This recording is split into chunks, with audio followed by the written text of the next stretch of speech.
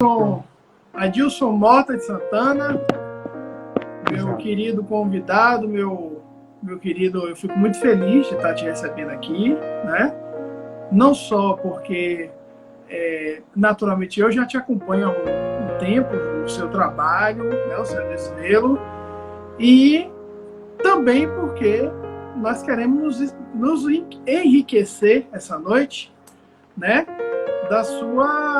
Do seu conhecimento magnético, do seu conhecimento evangélico também, claro, né? E sobretudo, por que não dizer logo, o seu conhecimento em relação ao sonambulismo, né?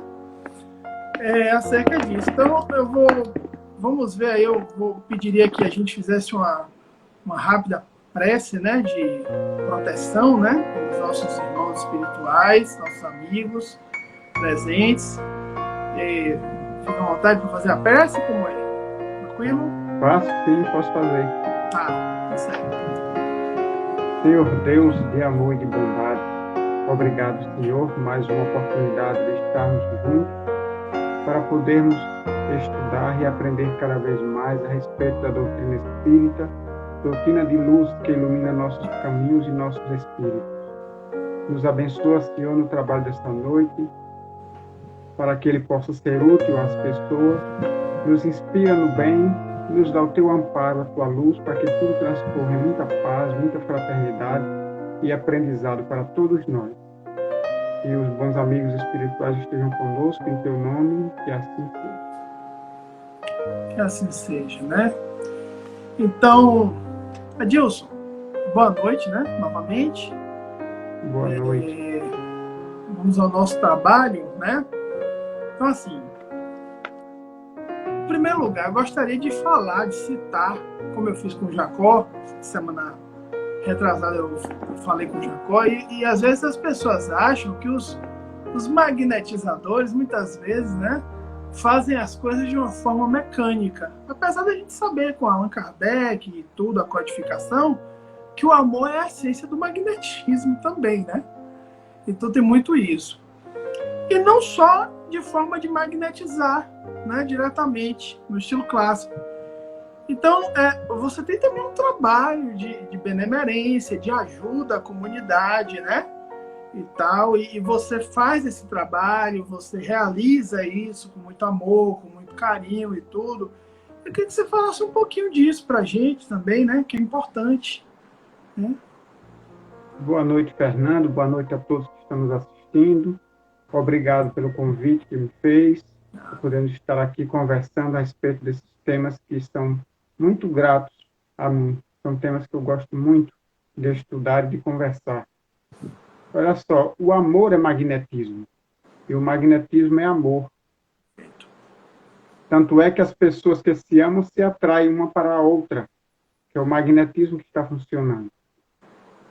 Trabalho o amor no magnetismo, quando nós ajudamos alguém a aliviar a sua dor ou a curar a sua doença, estamos praticando a lei de amor e de caridade. Então, a caridade não está fora do magnetismo, até porque o amor, ele consegue sutilizar nossas energias e dar a elas uma maior capacidade curativa. Por isso que Jesus tinha isso em alto grau devido à qualidade do amor que ele conseguia exercitar como espírito puro que é.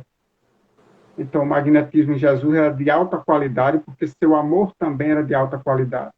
Então, o magnetismo ele não está dissociado do amor, até porque todas as vezes que ajudamos alguém a recuperar a saúde, estamos praticando a lei de amor.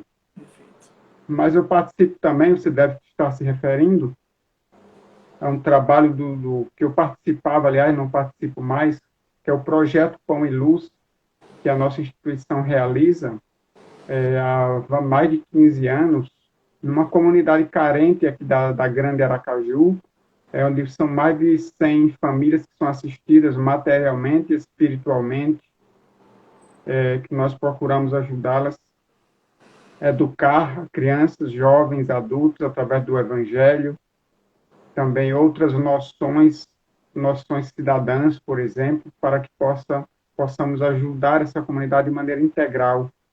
Às vezes são casas que caem devido a enchentes, às vezes são pessoas que precisam de uma cama, de um colchão para dormir, pessoas às vezes precisam de um fogão para fazer seu alimento, e às vezes não tem, vivem uma condição de má qualidade de vida, e que nós procuramos auxiliar essas pessoas a ter uma qualidade de vida melhor, inclusive através do tratamento magnético, porque elas também são carentes em assistência médica na comunidade em que eles vivem.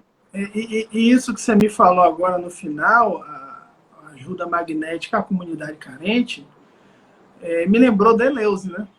Porque a proposta de Deleuze é que a mãe aprenda a curar o filho, porque a mãe é que mais ama o filho, na maioria das vezes, do que o próprio magnetizador, né? Então ele faz essa proposta para os pobres, né? Ele faz essa proposta sem medo. Eu acho muito interessante isso que você falou, né? Então o magnetismo não veio para a elite, né? Às vezes as sociedades secretas, né? Determinados núcleos, não. O magnetismo veio para... O magnetismo é uma força que pertence à humanidade como um todo. E esse é o trabalho que nós realizamos, é tentar estimular as pessoas a estudar e desenvolver o magnetismo, de modo a que o magnetismo não se restrinja às paredes do centro espírita, mas que faça parte das práticas terapêuticas da humanidade. Perfeito. Adilson, é o seguinte, eu particularmente, e muitos dos nossos colegas, eu também sou magnetizador, né? Nós consideramos você, eu vou falar por mim, aí claro, é a opinião, né, e tal, mas eu considero você, sabendo que a França, que a Rússia está avançando muito, e Jacó tem dito muito que nós perdemos a vanguarda, etc., eu considero você o maior do Brasil, um dos melhores do mundo no que tange ao sonambulismo. E aí eu digo, sonambulismo não de palco, porque puxando o gancho para trás, o sonambulismo, amor, né? O sonambulismo não para poder ficar mostrando fenômeno, etc. e tal.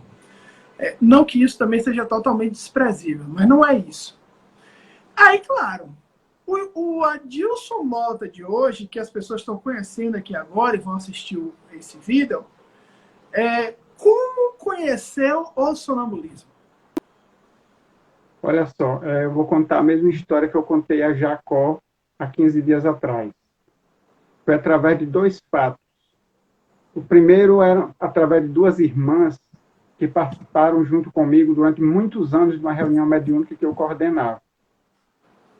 Ela tinha a mais velha e uma que era mais jovem, e a mais velha, de vez em quando, contava que aconteciam algumas coisas estranhas com a mais jovem em casa, que acontecia desde que ela era pequena. Por exemplo, às vezes ela entrava num estado de transe, meio que se apagava, eu tinha que ficar, às vezes, mais de uma semana em casa deitada, porque como se estivesse em transe ou adormecida. Às vezes ela saía desse transe parcialmente, conseguia resolver todas as suas atividades diárias, inclusive na rua, mas quem conhecia ela sabia que ela estava numa espécie de semi-transe. Às vezes as suas forças físicas aumentavam muito e outros fenômenos também aí meio que estranhos que aconteciam com ela. E como a maioria do movimento espírita achavam que aquilo fosse um processo de obsessão. Então levavam ela a uma casa espírita, a uma outra casa espírita, para ela fazer tratamento desobsessivo já há vários anos. Outros diziam que ela tinha uma mediunidade.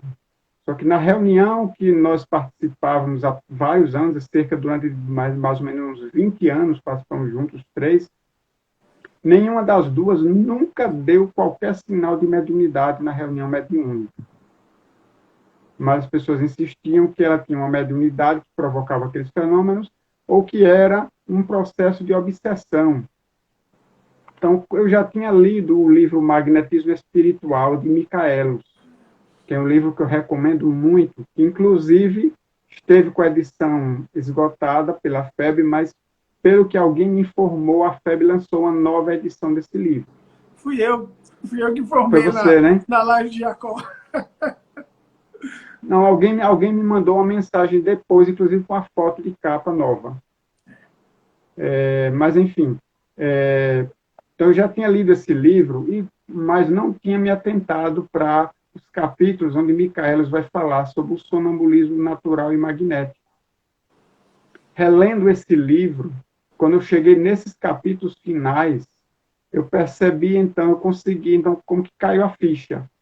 Eu percebi, então, que todos os fenômenos que aconteciam com aquela companheira de trabalho eram, né, característicos de sonambulismo e não de mediunidade nem obsessão. Eram de sonambulismo. Então, a partir daí, eu comecei, então, como a maioria das pessoas não consegue identificar o sonambulismo quando está diante do fenômeno, eu também não conseguia. A partir desse primeiro fenômeno, que eu tomei contato mais de perto, foi que eu comecei a estudar mais demoradamente, mais profundamente, e a identificar o fenômeno quando estivesse diante dele. Eu Excelente. disse que foram dois fatos. O segundo fato foi...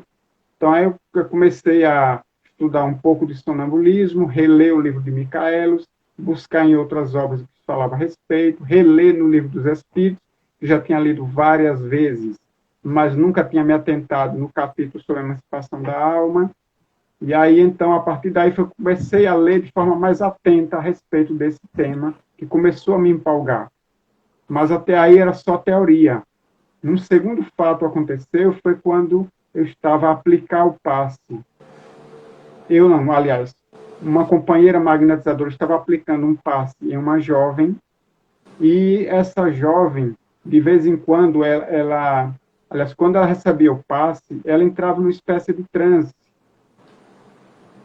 E quando ela entrava em transe, ela conseguia se comunicar com a magnetizadora via telepática e orientar a magnetizadora com relação às técnicas de tratamento para o seu passe. E aí depois elas duas confrontavam as informações quando terminado o passe. Elas duas conversavam e diziam, realmente eu apliquei essa técnica. Eu mandei telepaticamente para você informação de que aplicasse essa técnica, porque era ali que eu estava necessitando de ser tratado. Então, a partir daí, então, eu comecei a identificar, você é sonâmbula. E aí conversei com ela, se ela toparia a gente iniciar um trabalho prático de sonambulismo, ela topou, então iniciamos nós dois, toda segunda-feira à noite, depois a gente modificou o trabalho cresceu, entraram outros magnetizadores com outros sonâmbulos também, e formou-se um grupo de trabalho. Mas no início era apenas uma dupla, era eu e ela, eu magnetizador e ela sonâmbula. E foi assim que a gente começou a lidar com o sonambulismo na teoria e depois na prática. Na prática. Isso já vai quantos anos? Foi a partir de 2009. 2009, Fazem né? 11 anos, mais de quase 12 anos já. Maravilha. Eu tô com 4 ganchos de perguntas aqui que eu anotei e terminou abrindo, né? Eu fiquei aqui realmente... Agora, vamos dizer assim, vamos direcionar. Mediunidade e sonambulismo. O princípio é o mesmo para o lado, vamos dizer, da persona, da pessoa, o que chamamos no movimento espírita de animismo, e do lado de lá, do terceiro, em que ele serve como medianeiro, né, como médium. O princípio do psiquista é o mesmo, ou seja, o sonâmbulo pode ser médium necessariamente ou não, e vice-versa? Como é isso aí, Adilson? Pode sim. O sonâmbulo ele pode ser médium, como o médium pode ser sonâmbulo. Então, o indivíduo tem a capacidade de ser as duas coisas, de funcionar animicamente através do sonambulismo ou mediunicamente através de sua mediunidade. Isso é possível. E vai ser isso? Vai ser necessariamente? Pode ser os dois? Pode ser, mas não quer dizer que obrigatoriamente seja. Na nossa instituição tem médiuns que não são sonâmbulos, tem sonâmbulos que não são médiuns e tem médiuns que são sonâmbulos ao mesmo tempo. Genial. E você sabe dizer por que não? Ou ainda estaria em estudo? Porque veja bem, tanto a mediunidade como o sonambulismo começam com o mesmo princípio, que é o desprendimento, é a emancipação da alma.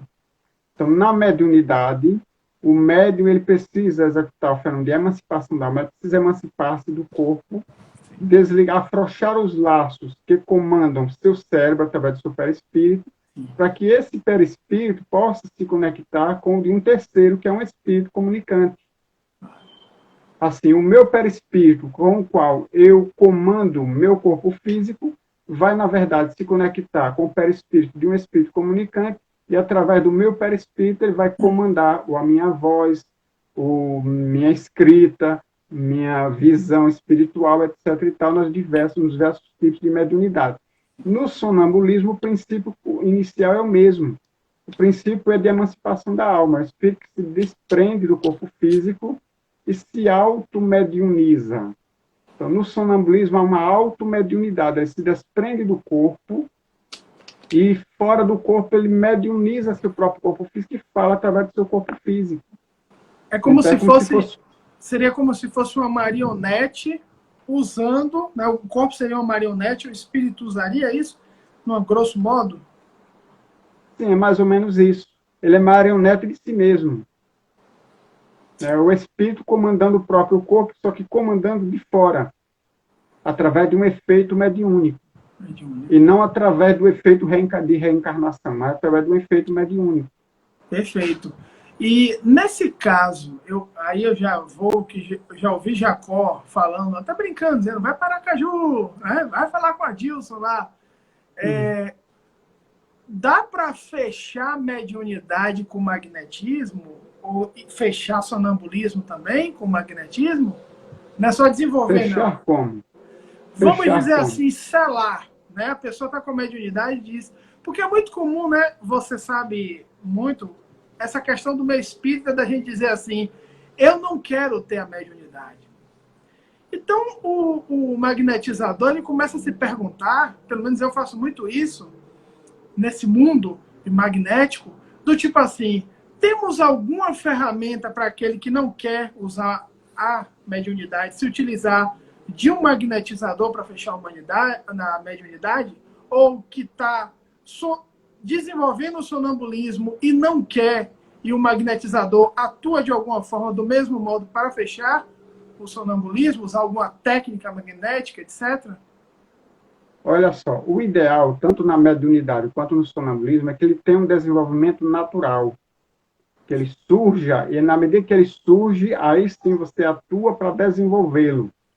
É interessante que ele surja primeiro, que ele demonstre, que ele dê sinal de existência, tanto a mediunidade quanto o sonambulismo. E aí, a partir daí, através do exercício, o indivíduo vai desenvolver. Não tem como você escolher, quero ser médium ou quero ser sonâmbulo, nem tem como escolher não ser nenhum dos dois. Não tem como escolher agora. Você atuar como médium, atuar como sonâmbulo, é escolha sua, você pode escolher. Mas você não tem como escolher, quero que surja uma mediunidade em mim. Não é escolha. Porque é um desenvolvimento natural do corpo. São faculdades orgânicas, todas as duas. É como a adolescência. Exatamente. Você pode até chegar na adolescência e continuar agindo como criança, dizer, eu não quero atuar como jovem, quero continuar atuando como criança. Mas você não vai poder fugir de se tornar um adolescente. Entendi. Então, se a mediunidade resolve, se a natureza resolve fazer surgir uma mediunidade, um sonambulismo em você, você não tem como atrapalhar esse processo. Mas você pode não utilizar. Daí porque existe o sonambulismo natural, que é aquele que ocorre espontaneamente, você não tem controle sobre ele. Você não quiser ser sonâmbulo, você vai ser sonâmbulo natural. Ser sonâmbulo magnético é uma escolha, mas ser sonâmbulo natural não é uma escolha. É uma imposição da natureza, vamos dizer assim. Uma pergunta muito comum que me fizeram, inclusive, né, na caixinha que eu deixei para você, é assim, é muito simples, mas eu acho realmente muito importante. Porque eu vi uma coisa no livro, vou citar o livro, natural, é o Mesmer, do Paulo Henrique de Figueiredo. E aí ele diz... Pode falar, pode não. Não, pode dizer. Ah, tá. E ele diz que o Kardec denominou essas pessoas de um sonambulismo imperfeito, dando o nome na revista espírita de noctâmbulo. O noctambulia. Não sei se você deve ter ouvido falar nisso. Mas eu não achei. Procurei lá no Kardecpedia, né? Que dá para olhar e tal. Do Cosme Massa. E dentro dessa realidade, as pessoas me perguntam muito. esse é o sonâmbulo que sai andando de noite, esse é o sonâmbulo que acorda de noite falando, ou fizeram uma confusão proposital para poder atrapalhar o progresso dos magnetizadores? Não, não é confusão, não. Esse sonambulismo que acontece quando as pessoas dormem é o que eu chamo de sonambulismo noturno. Mas é um sonambulismo natural, que ocorre sem controle do indivíduo, ele não tem como controlar quando ele vai acontecer, e é vamos dizer assim, um sonambulismo rudimentar. Demonstra apenas algumas pequenas características do sonambulismo propriamente. Eu acredito, mas não tive ainda condições de testar isso, precisaria de vários sonâmbulos desse tipo para testar, é que esse tipo de sonâmbulo, sendo magnetizado, ele poderia se tornar um sonâmbulo magnético e deixar de ser um sonâmbulo noturno. Excelente teoria. Muito interessante. Outra coisa interessante que você falou aí, eu queria que você me desse como um conhecedor do assunto, eu tenho, né, as histórias, né, a história, né, do magnetismo do Marquês de Pessegui, né? Ou de Pesseguet. Eu li aquilo, principalmente a primeira parte, é um livro, para o pessoal que não está sabendo o que é, né? É um livro de um magnetizador clássico, Marquês de Pessegui. E ele conta determinadas histórias de sonâmbulos que são excepcionalmente absurdos. Determinadas coisas que acontecem depois que o Victor Reis, o Haas, né, caiu lá do telhado, bateu a cabeça com 18 anos e aí levantou, né, na propriedade dele de Buzance. Eu fiquei muito impressionado com as histórias, porque tem alguns tumores que os sonâmbulos, com a presciência do futuro, eles dão horários e minutos, né? Eu queria que você, assim, com sua vivência mesmo, confrontasse no bom sentido a experiência do Marquês. É mais ou menos aquilo mesmo? Ou realmente ele teve um momento especial, como Kardec teve com os espíritos superiores? Ou não é bem assim? Como é que é isso aí? Inclusive, a quantidade de sonâmbulos que ele tinha sozinho, como magnetizador, à disposição dele, né? Acho que eu queria muito ouvir isso de você. Olha só, pelo menos o Marquês conta essa história, e a história de outros sonâmbulos também com que ele trabalhou, nos livros Memórias para o Estabelecimento da História do Magnetismo Animal, alguma coisa assim. Então, nesse livro, é o próprio Marquês quem conta essas histórias, né? Então, se algumas histórias realmente são assim impressionantes, se elas foram exageradas pelo próprio Marquês, porque o livro foi escrito por ele. Então, realmente é isso acontece de sonâmbulos. Acho que não existem dois sonâmbulos iguais, mas tem sonâmbulos que eles têm uma capacidade intelectual muito grande. Provavelmente conhecimentos que eles trazem de outras encarnações, mas que na encarnação atual ele não consegue expressar. Mas que no estado de sonambulismo ele consegue acessar essa memória mais profunda, memória de outras vidas, e daí trazer à tona esses conhecimentos que ele traz de longe. E aí eu queria uma percepção sua. Eu vou contar muito rapidamente, muito simploriamente. Eu tive uma sensitiva, inclusive o pessoal aqui sabe, minha esposa, né? E eu usei uma técnica, que foi uma técnica que trouxe à tona ela como sonâmbula, né? Sim. E eu não sei se isso, eu não quero ficar desmembrando as perguntas, mas eu não sei se isso acontece muito, mas tinha uma equipe espiritual atrás, né? Supervisionando isso, olhando isso, né? E eu acho que talvez os magnetizadores clássicos não tivessem essa percepção, porque no começo, né, era só magnetismo, como a gente sabe, pronto. Depois começou a mudar e tal. Mas, além disso, ela preponderantemente apresenta uma personalidade de vida pretérita, né? Então, assim, é sempre fulana de tal ao invés da vida atual. Eu queria que vocês, na medida do possível, Adilson, me dissesse isso.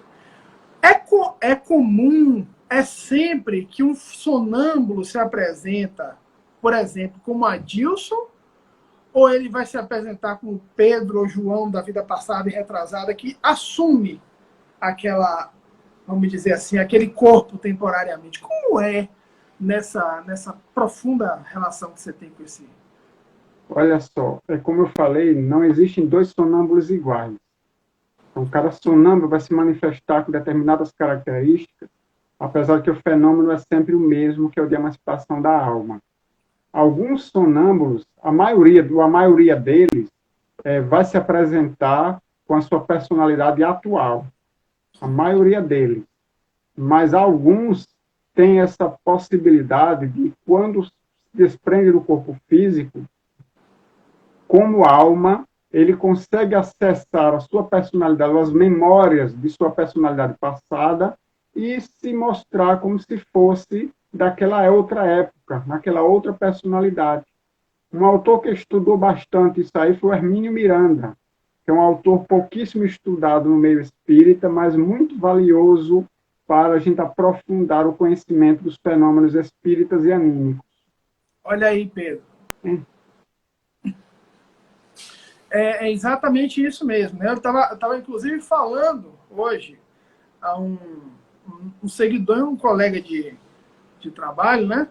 Essa relação do Hermínio Miranda, porque ele não fala só na regressão da memória, mas ele fala na progressão da memória, quando necessário. Né? Também a mesma coisa. Mesma Porque, coisa. veja bem, a gente não pode esquecer que nós somos espíritos.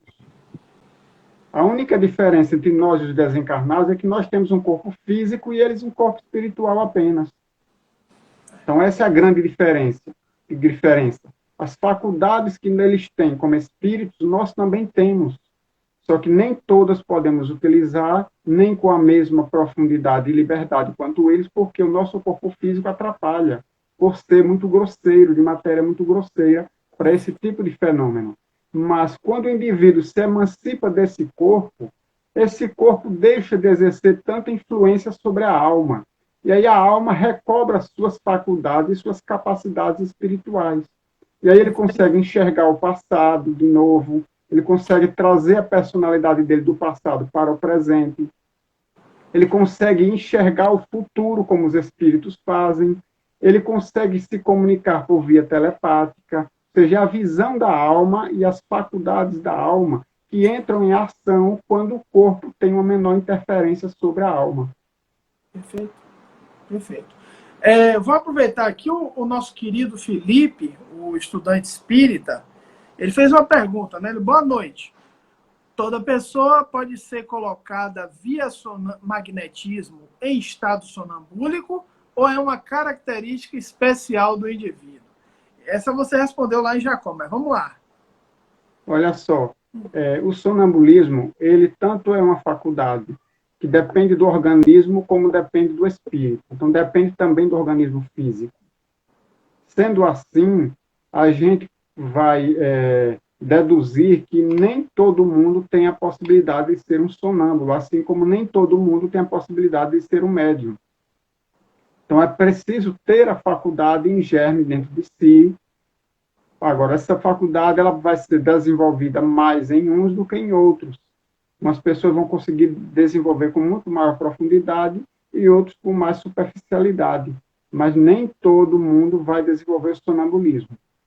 Acredito que em torno apenas de 10% das pessoas conseguem chegar a entrar no estado de transe e atingir o grau de sonambulismo propriamente dito. Você repete a estatística para ficar gravada mesmo? Mais ou menos? Em torno de 10%, segundo algumas estatísticas, tanto da época dos magnetizadores clássicos, quanto na atualidade, se tem em mente esse percentual em torno de 10%. Apesar de que cerca de 98% das pessoas conseguem entrar em algum grau de transe, mas no transe sonambúlico, propriamente dito, apenas cerca de 10%, porque é um estado de transe bastante profundo. Entendi. E nem todo mundo consegue chegar. Entendi. Então, mesmo que a pessoa se desenvolva via meditação, técnicas, o corpo, a parte orgânica, daria um certo limite para essas pessoas irem além, né? Dentro da Sim, mediunidade ou do sonambulismo, a depender, né? sim, é verdade. Seria mais ou menos, Ajuda, tudo isso ajuda, mas não garante que a pessoa vá se tornar um sonâmbulo. ótimo. Excelente, Porque excelente. exige do organismo físico, quanto do perispírito, uma certa facilidade de desprendimento. Então, o indivíduo, por mais que ele medite, mas se ele não consegue se desprender do corpo físico, ele jamais vai ser um sonâmbulo magnético. Entendo, claro. A Lai Prates aqui tá perguntando: existe sonâmbulo que fica consciente durante o transe? A interação Depende do pública. que a gente entende por consciente. Se a gente considerar consciente no aspecto espiritual, ele está consciente e nós inconscientes. Na verdade, tem toda a consciência de espírito e nós a inconsciência espiritual. Na verdade, nós que estamos em estado de vigília. Então, tem um sonâmbulo que uma vez falou assim, eu não lembro mais em que obra que eu li isso. O magnetizador perguntou assim, você consegue falar comigo? E ele, em estado sonâmbulo, ele disse, consigo, pode perguntar. E aí o magnetizador fez uma determinada pergunta para ele, aí disse, eu esqueci que você dorme enquanto eu estou lúcido. O sonambulismo adquire uma lucidez muito maior do que nós em estado de vigília. Se você Fantástico. estiver falando de consciência nesse sentido, o sonâmbulo está muito mais lúcido do que nós. Se Na for verdade, nós, consciente, no sentido de que ele não está adormecido, vamos dizer assim, ele, na verdade, ele não está adormecido, ele está em estado de transe, desprendido do corpo, e ele vai conversar com o magnetizador, ele consegue conversar com o magnetizador, como se fosse uma automediunidade falante. Ele fala através do seu corpo físico. Inclusive, se ele não conseguir falar, é porque ele não está em estado de sonambulismo. então, nós podemos dizer, por exemplo, que uma regressão de memória feita pelo magnetizador no sonâmbulo poderia ser realizada só ele em estado de sonambulismo ou não? Uma regressão pode ser feita em estado de um transe comum, basicamente. Olha só, regressão de memória, que geralmente é feita pelos terapeutas, terapeuta que usa hipnose, por exemplo, etc. e tal, muitas vezes não precisa nem estar de transe. A pessoa está completamente lúcido, consciente e consegue acessar uma memória de vida passada. Às vezes não precisa nem estar em estado de transe. Sim. Agora, o sonâmbulo, ele tem uma facilidade maior pelo desprendimento, pela faculdade de emancipação, porque ele readquire, como eu falei, as faculdades espirituais e ele consegue com mais facilidade acessar as memórias de um passado que não está registrado esse passado no seu cérebro físico, está registrado perispiritualmente, Espiritual, claro. e ele só vai acessar quando desprendido e emancipado do seu corpo físico. E a Dilson me diz outra coisa também, eu acho interessante essa questão, porque todos os sonâmbulos, ou sonâmbulos que eu já li ou tive contato, parece que é algo natural voltar ao chamado véu do esquecimento, né? Vamos falar linguagem espírita. Mas existe a possibilidade da gente tratar o sonâmbulo com toda a educação, todo o respeito, e ele voltar em estado de, vamos dizer, de morto, né? Estado de encarnado. Ele voltar lembrando de coisas que ele não deveria lembrar, naturalmente, voltar do sonambulismo lembrando. Olha só, existem diversos graus de transe. O transe sonambúlico, propriamente dito, é aquele em que o indivíduo não lembra de nada quando retorna à consciência. Ele não lembra daquilo que ocorreu durante o estado sonambúlico. Ou ele se lembra, mas aos poucos aquela memória vai desaparecendo, vai desvanecendo, daqui a pouco ele não lembra mais de nada. Esse é o grau propriamente de sonambulismo. Mas tem sensitivos que conseguem entrar num estado de transe profundo, vamos dizer assim, pré-sonambúlico, que já é profundo, mas que quando ele retorna, ele traz a lembrança de tudo que ele conversou, que ele viu, que ele falou durante o estado de transe. Isso tem a ver com as vidas sucessivas do Albert de Rorschach, do Coronel Alberto de Rochá, que o Hermínio Miranda traduziu, da editora La Chatra, esses 4 níveis, né? Ele coloca lá 4 níveis de sono, de profundidade de sono, né? É isso mais ou menos? Seria mais ou menos isso? Olha só, não existe um consenso com relação a esses níveis. Cada autor faz essa classificação de acordo com um ponto de vista diferente. Então, tem autores que relatam mais de 30 níveis, outros relatam 4, enfim. Eu acho que isso é o menos importante. O mais importante, acredito, é você saber utilizar a faculdade que você tem, seja em que nível for, e conduzi-la de forma que ela sirva de benefício para os outros. Magnífico. Como disse Allan Kardec, o uso do sonambulismo tem que ser de forma séria e útil. Sonambulismo não é uma brincadeira, não é um meio de diversão, não deve ser usado de maneira frívola, é algo que tem que ter um objetivo sério e útil. Assim, ele vai sempre seguir de maneira equilibrada. A lucidez do sonâmbulo, dentro desse objetivo sério e útil, vai se desenvolver cada vez mais de uma maneira confiável e segura.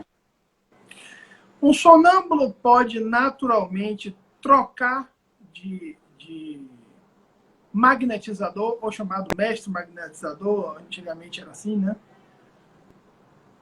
Pode sim, não é o ideal. O ideal é que ele consiga um magnetizador que mais se afinize com ele, que tenha uma relação de muita confiança entre os dois, de afeto entre os dois, de respeito mútuo, que um possa confiar no trabalho do outro, para que juntos possam realizar um trabalho realmente de profundidade.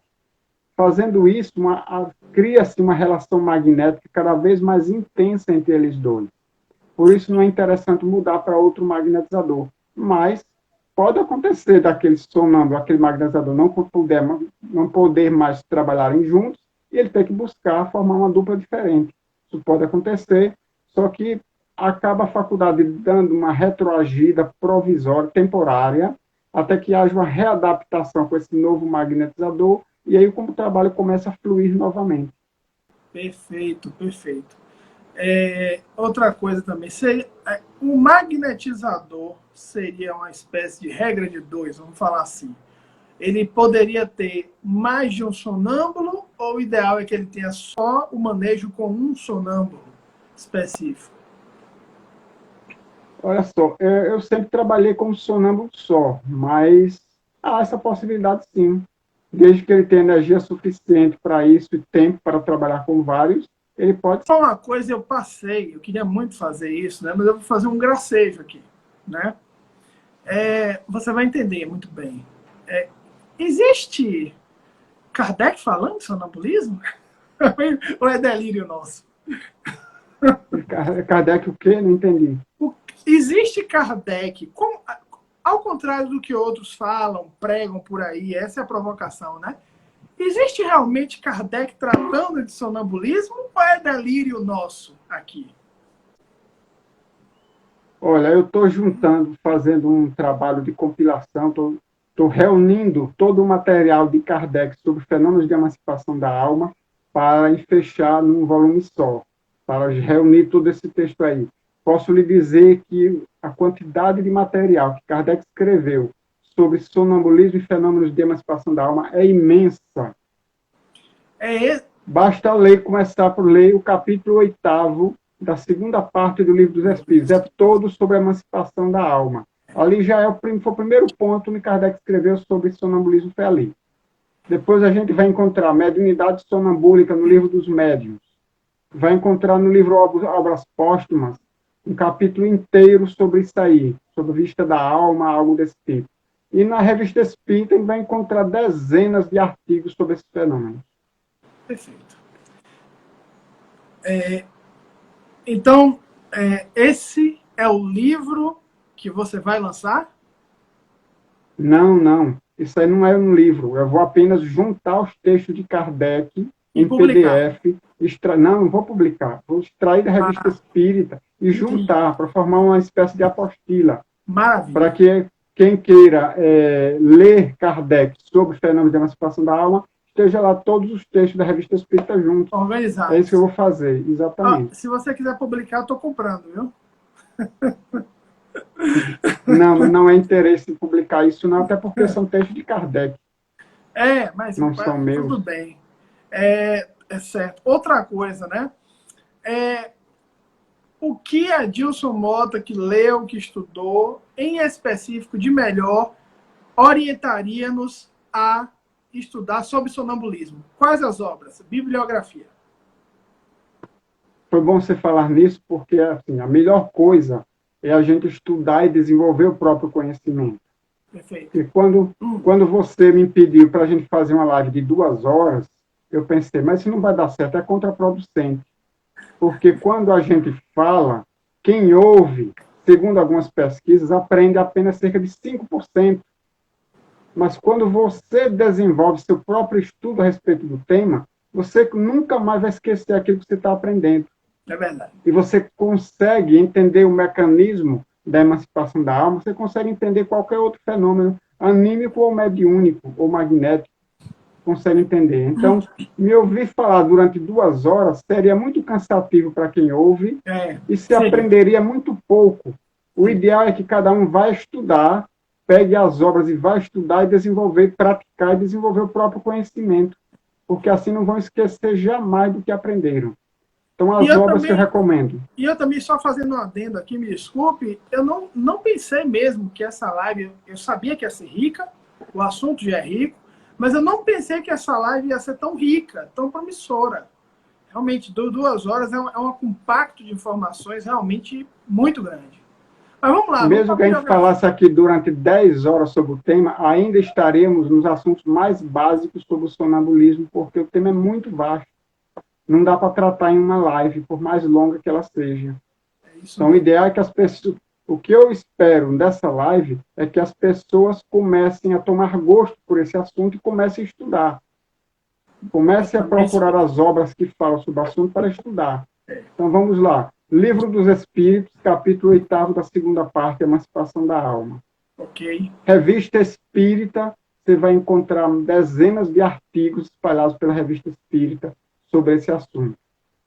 Depois que esgotar Kardec sobre esse assunto, aí vamos para os clássicos do magnetismo. Tem Deleuze, com o livro Instruções Práticas sobre o Magnetismo, que é um dos melhores no assunto de sonambulismo. Tem o livro do Puistegui, que é Memórias para Estabelecimento da História e Desenvolvimento do Magnetismo Animal, algo desse tipo. Tem o livro do Barão de Poté, Manual do Estudante Magnetizador e Tratado Completo de Magnetismo Animal. Tem ainda o livro do La Fontaine, que é a arte de magnetizar. Tem o romance intitulado A Dupla Vista, que é muito bom sobre esse assunto.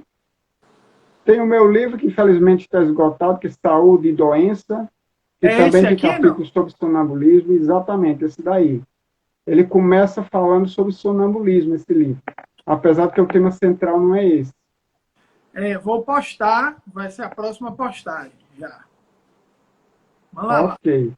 Bom, então os livros que eu orientaria seriam esses aí, e o próximo que eu ainda vou lançar, né, em 2021, sobre fenômenos de emancipação da alma, na ótica espírita, para a gente poder entender melhor esses fenômenos e ter um livro que consiga enfechar um pouco, num volume só, todos esses fenômenos que Kardec caracterizou como de emancipação da alma. Pessoal, vocês estão ouvindo o que o Adilson está dizendo? O Adilson está colaborando sensivelmente, onde ninguém na atualidade foi com exclusividade. Tem que dizer isso, com muita calma. São os fenômenos de emancipação da alma. Então ele vai tratar de dupla vista, ele vai tratar de fenômenos magnéticos em geral, ele vai tratar de sonambulismo, provavelmente de êxtase, vai ter um puxado aí, a catalepsia, letargia, morte aparente. Exatamente. Então vocês já sabem, né? Quando sair aí, ao invés de ficar, você vai me desculpar, eles vão falar, ao invés de ficar comprando romance, água com açúcar, por favor, saiu, compra o Adilson Mota, vai ler, vai estudar, né? Nada de romancete e tal, coisa colorida. Vamos estudar sério. Você falou um, não sei se você falou, eu vim anotando aqui, e essa obra-prima sua, que não é filho seu só, mas você compilou, né? Eu sou meio que padrasto dessa obra aí, né? Vórtice 10 anos, porque eu organizei, mas os textos não são somente meus, né? Pois é, São o textos nome... extraídos dos 10 anos do Vórtice, do jornal Vórtice sobre o magnetismo. Então, tem textos de Ana Vargas, de Onara Rocha, de Jacomelo, de Adilson Mota e de vários outros autores aí que foram, durante 10 anos, foram colaborando com o jornal Vórtice. Muito grande, né? Muito rico, né? São 682 páginas. Olha que coisa. 10 anos do jornal Vórtice. O médio espírita Isso. aqui está virando seu admirador, cada vez mais, comprou. Eu falei pro pessoal, também já publiquei no canal, ele, né? E, propositadamente, eu já sabia que você já vai lançar seu livro, você já me falou, já falou na Live Jacó. E aí, realmente, a gente já tem que fazer a promoção antes, né? Não tem que ser o bem tímido, não. Tem que ser o bem agressivo no bom sentido, né? Olha, vai sair, se prepara logo. Quando sair, todo mundo compra. Tem que ser assim, né? Eu acho que realmente a gente tem que ser assim. O sonambulismo é realmente um fenômeno fascinante. Uma transcrição, ou talvez uma fala sua, do que no seu entender, na sua vivência, seria sonambulismo, uma descrição, né? Vou copiar o que Kardec disse. Sonambulismo é a prova da existência da alma. Creio que a função mais nobre e mais importante do sonambulismo é provar a existência da alma. Que a mediunidade, ela prova a existência do espírito, do desencarnado. Mas quem prova que nós encarnados somos alma é o sonambulismo. Perfeito. Perfeito. Kardec, ele admite isso mais de uma vez nas suas obras. Perfeito. Fantástico.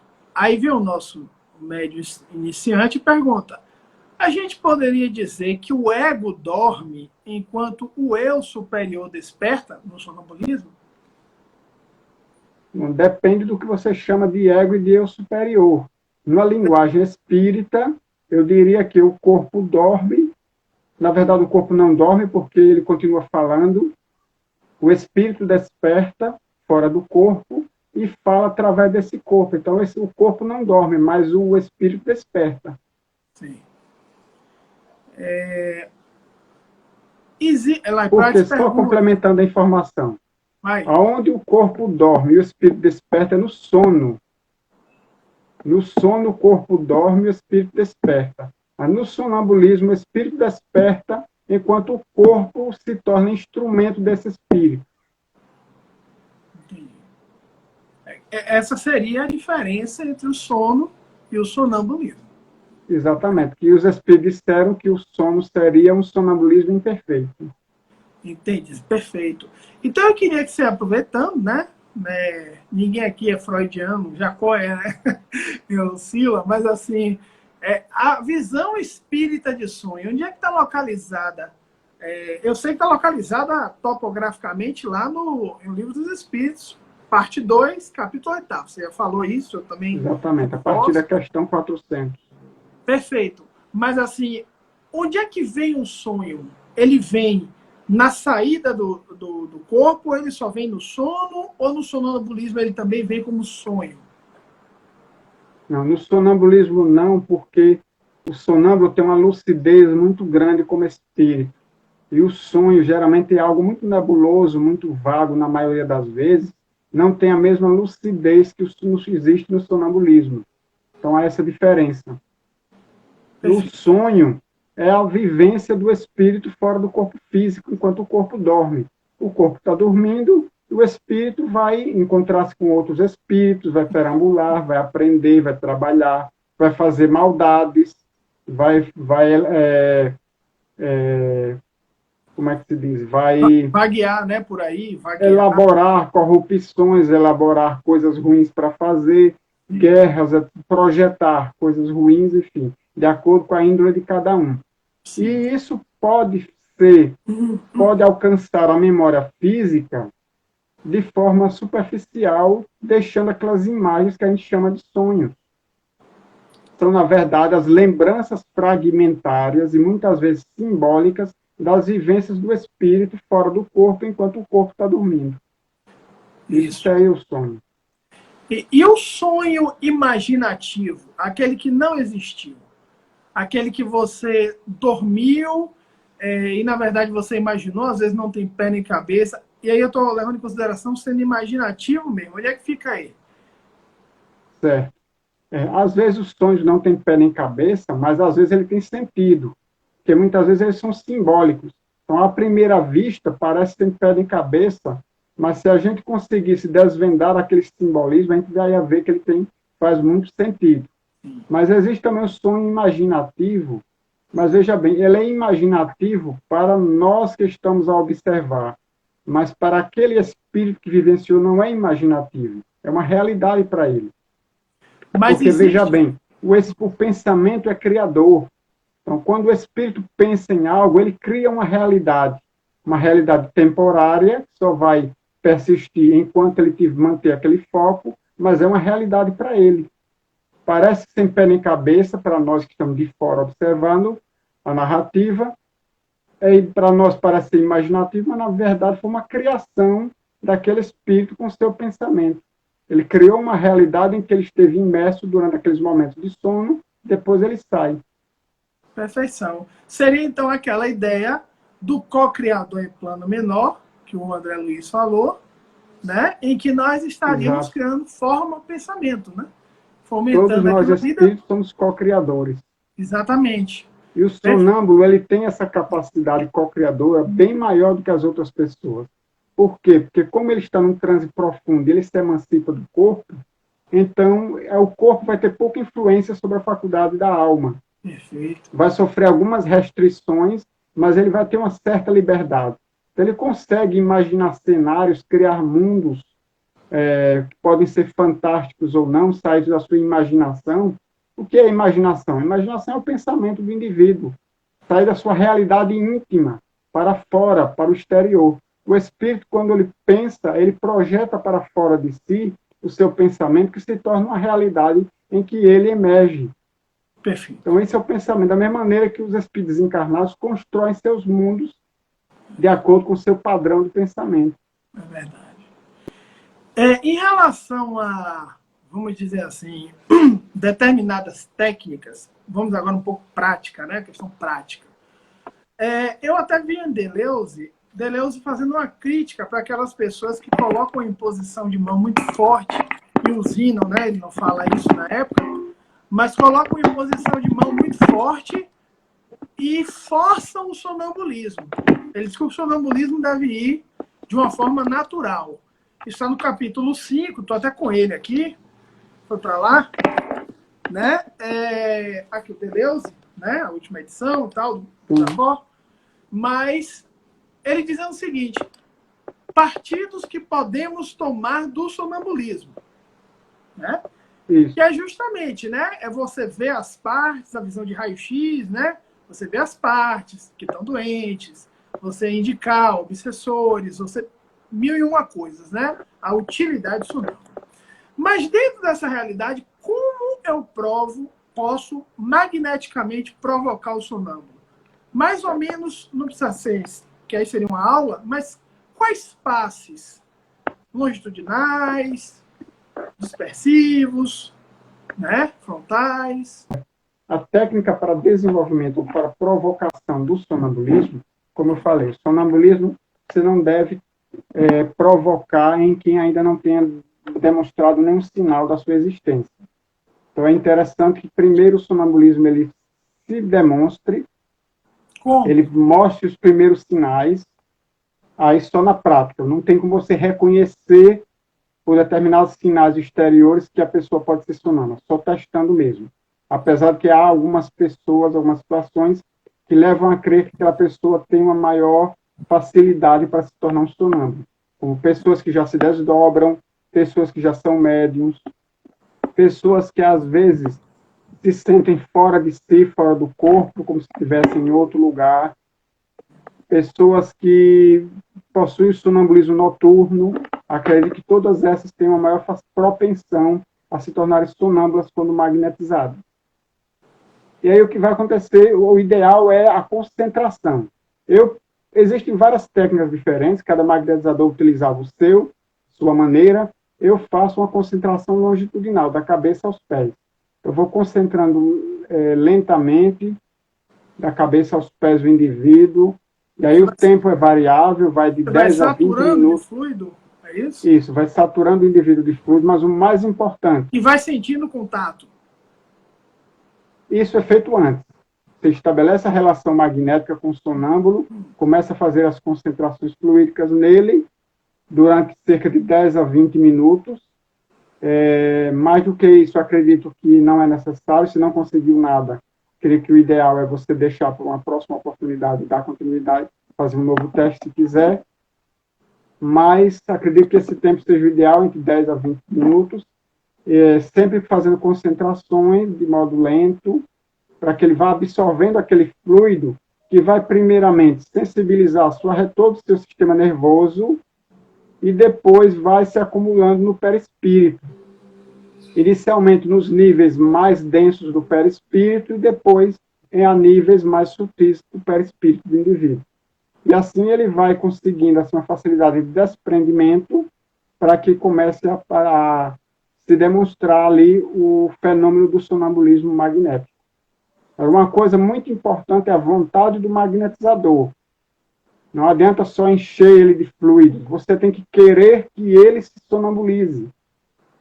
Porque o fluido que você está usando é o mesmo que você usa para tratar uma doença nele. O que vai diferenciar uma coisa, um tratamento, de um teste de sonambulismo é a sua vontade, a vontade do magnetizador, que vai impregnar esse fluido com a sua vontade, de modo que esse fluido leve essa característica, esse comando de facilitar uma emancipação para que o indivíduo entre em estado de transe sonambúlico.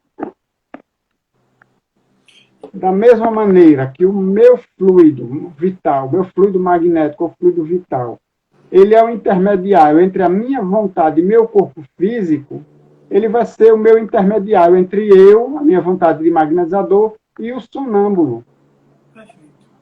Aquele fluido vai levar o meu comando da minha vontade, do meu pensamento, para que aquele fluido consiga realizar a função que eu quero que ele realize, que é de facilitar a emancipação da alma. Perfeito. E aí ele acorda, né? Ele acorda lentamente, você pergunta, porque se você saturou ele com o seu fluido, claro, eu falando muito para as pessoas entenderem também, né? Com calma e tal. Se você satura ele de fluido, você satura do seu fluido. Aí ele acorda, você pede para mexer as pálpebras, porque o Deleuze ele é bem cuidadoso com isso, mas os magnetizadores... Eu converso, na verdade.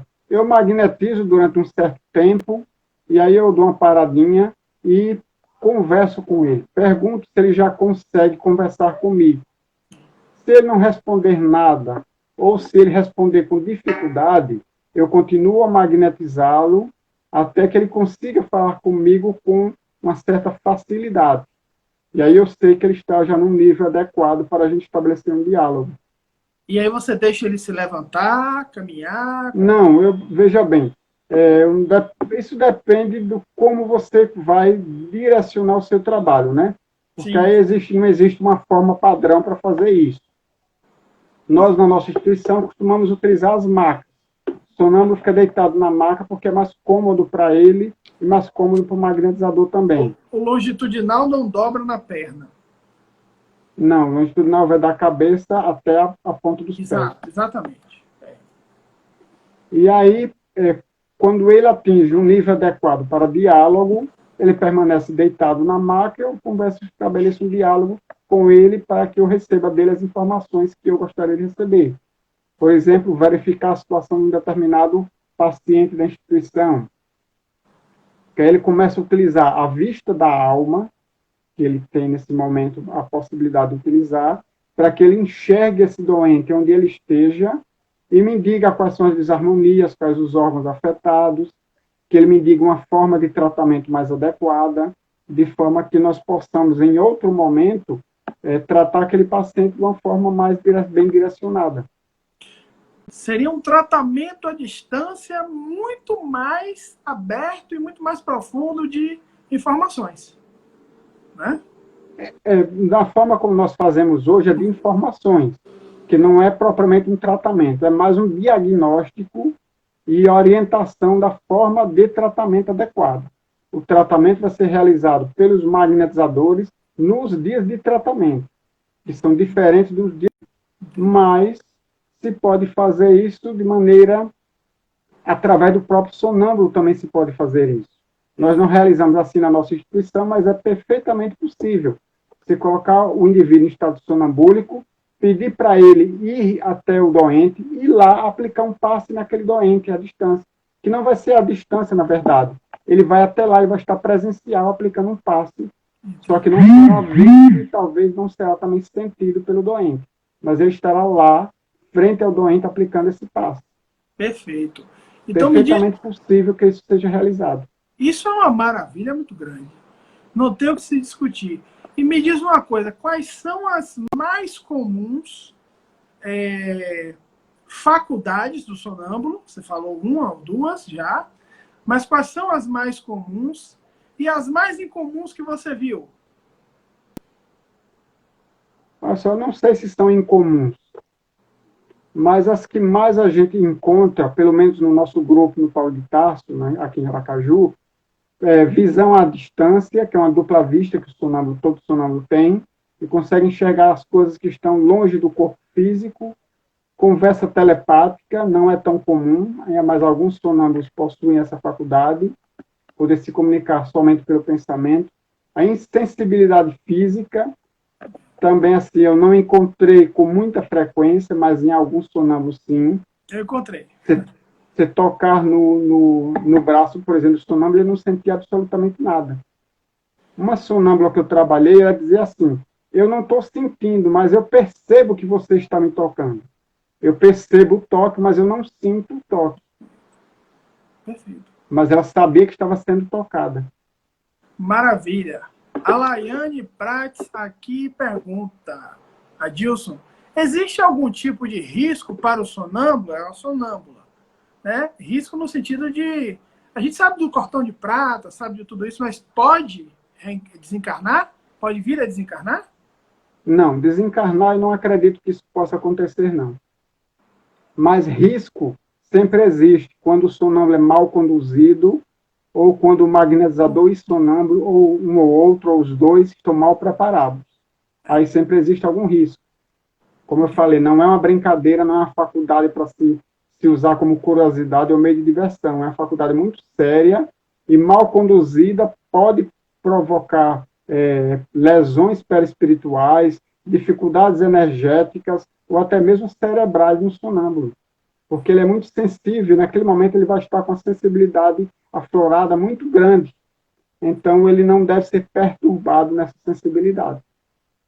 Então o ideal é, primeiro estude, aprenda sobre o fenômeno e depois vá se direcione à prática.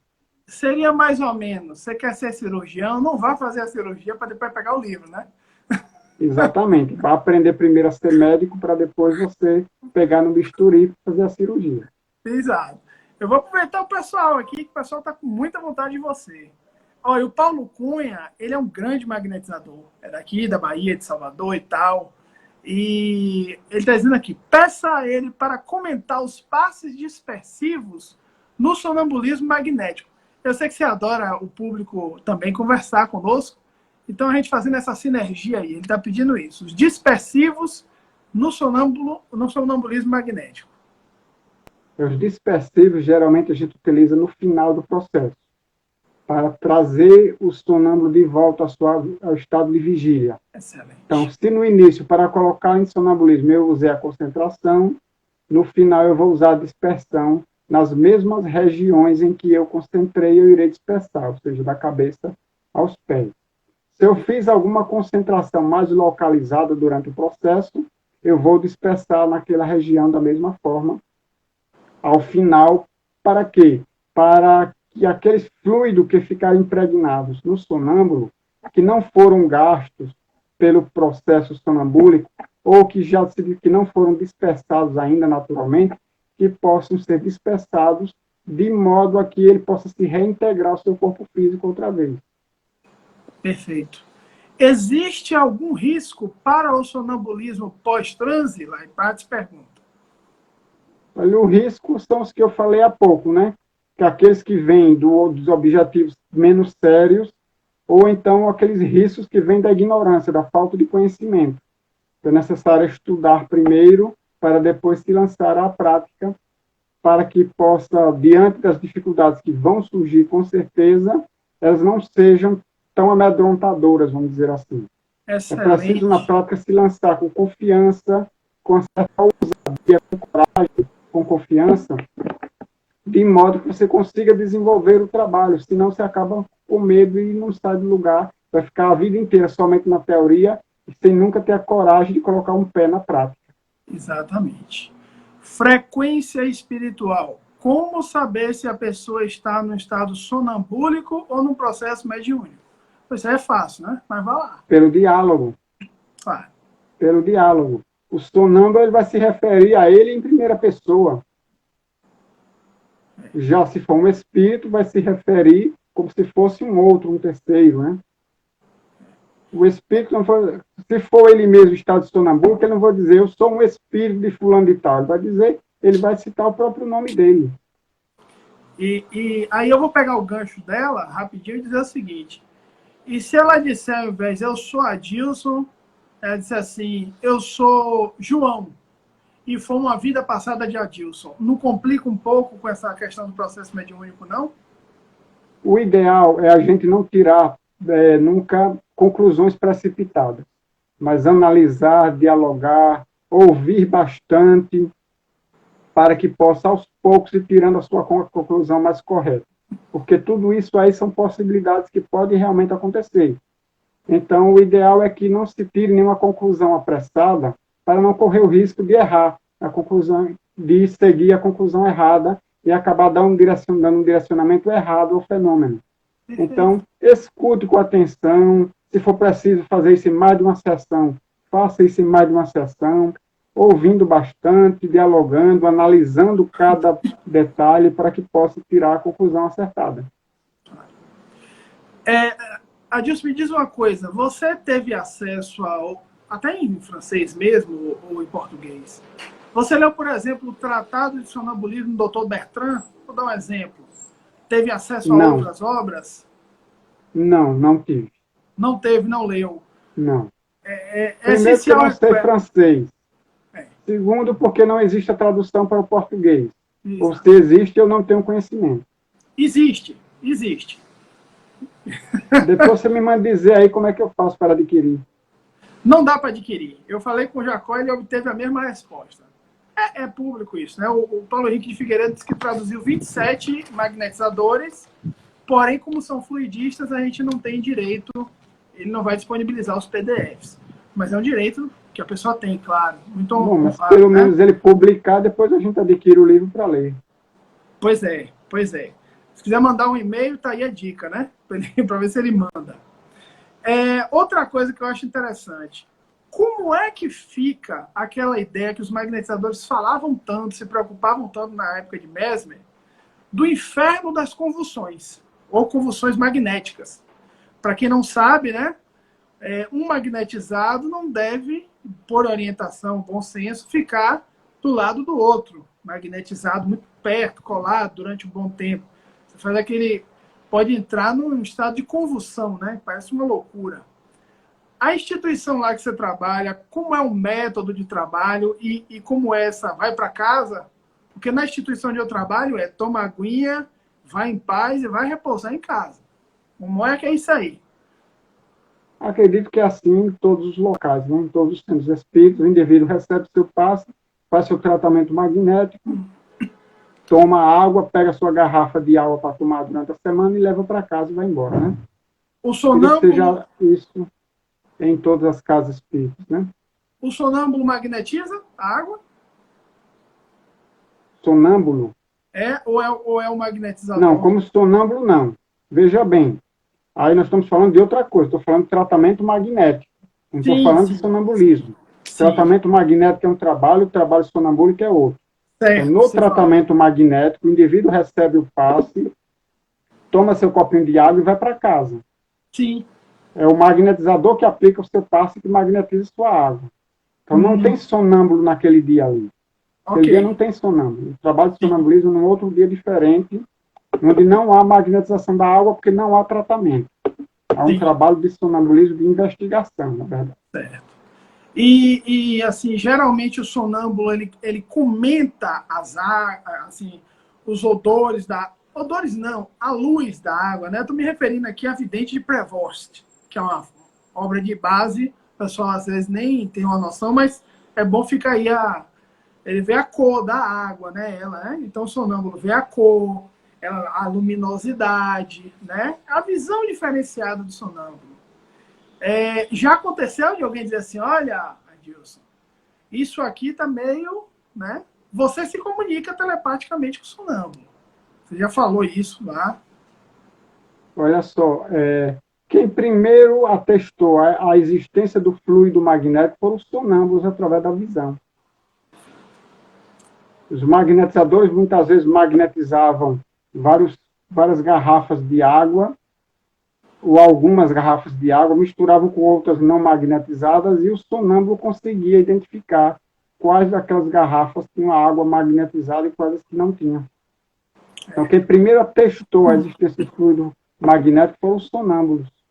Assim, eu nunca fiz esse tipo de experiência, até porque, como o nosso trabalho lá ele tem uma finalidade, que é diagnosticar, observar os nossos assistidos, fazer um diagnóstico das desarmonias e traçar um roteiro de tratamento, então a gente não tem muito tempo para essas experimentações. Então, eu nunca fiz esse tipo de experimentação. Poxa, muito bom.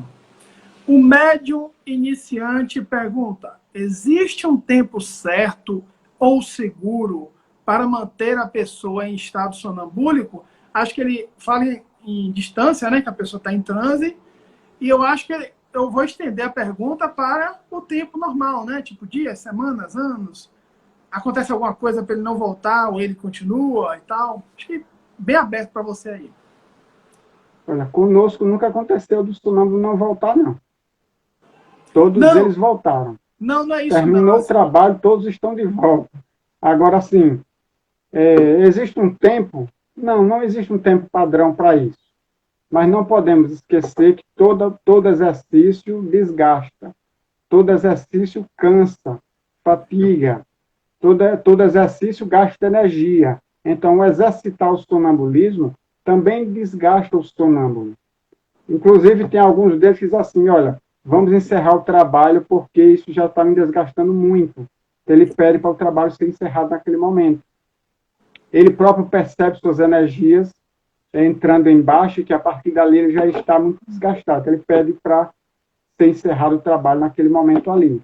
Outros conseguiriam trabalhar mais horas seguidas do que aquelas, mas no nosso trabalho a gente tem 1 hora e meia de trabalho.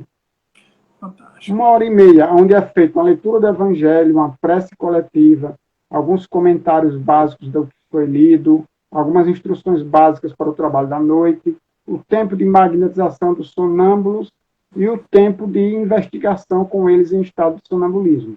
A gente leva isso no total de 1 hora e meia, das 7h30 da noite às 9. E o Mas que não quer dizer que não possa ser mais do que isso ou menos do que isso. Vai depender também da constituição de cada sonâmbulo, do quanto ele consegue dispor de energia para esse trabalho. Né? E o tempo em que ele vai ficar sonâmbulo? Porque o Marquês de Pessegueira, tem só algumas perguntas aqui para você. O Marquês de Pessegueira, ele vai dizer que geralmente quando o sonâmbulo se cura, ele perde a faculdade. Tem muito isso, né? Então, como é que lá é diferente? Isso aí é uma norma que você viu que às vezes o sonâmbulo chega para se curar também, para entrar numa espécie de crise, né? E Olha só, nunca mais entra? desculpe, veja bem, eu acho que isso que o Marquês de Pissegui informou, que seus sonâmbulos só permaneciam sonâmbulos enquanto estavam doentes e quando se curavam, o sonambulismo desaparecia, acredito que isso tem muito a ver com a ideia que nós temos de doença, que vigora ainda hoje na medicina, onde doença é tudo aquilo que foge da estatística comum. Aquilo que foge da estatística é doença. Então, como nem todo mundo consegue desenvolver o sonambulismo, então em quem desenvolve isso é chamado de doença. Então o Marquês ele também participava desse pensamento. O Petetão, que era outro magnetizador, estudou muito a catalepsia, ele dizia a mesma coisa. Para ele, a catalepsia era uma patologia. Ainda hoje, sonambulismo, catalepsia, letargia são doenças. Kardec foi o primeiro a dizer que isso não era doença, que isso era uma faculdade natural do ser humano, uma faculdade de emancipação da alma. Ele foi o primeiro a dizer que não eram patologias esses fenômenos.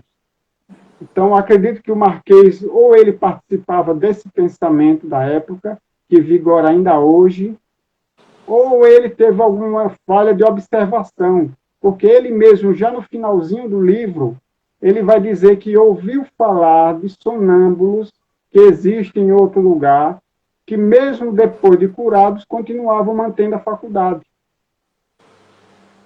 Entendi. E isso veio a se comprovar depois com os estudos de outros magnetizadores, como, por exemplo, em que, quando o doente não tinha faculdade de sonambulismo, para ele investigar a sua própria doença, então se utilizava uma outra pessoa que era sonâmbula para que pudesse investigar a doença daquele indivíduo. Ou seja, se usava sonâmbulos que eram saudáveis, que não estavam doentes. Perfeito. Mostrando que o sonambulismo não é a doença e não existe apenas enquanto o indivíduo está doente. Perfeito. Então nós podemos... O Abade Faria, agora eu lembrei, o Abade Faria, que ele não acreditava na existência do fluido, então ele não chamava de sonambulismo, ele chamava de hipnose. Eu acredito que a primeira pessoa a sistematizar esse tipo de estudo, de tema, ele dizia que essa capacidade do indivíduo era devido a um estado de anemia.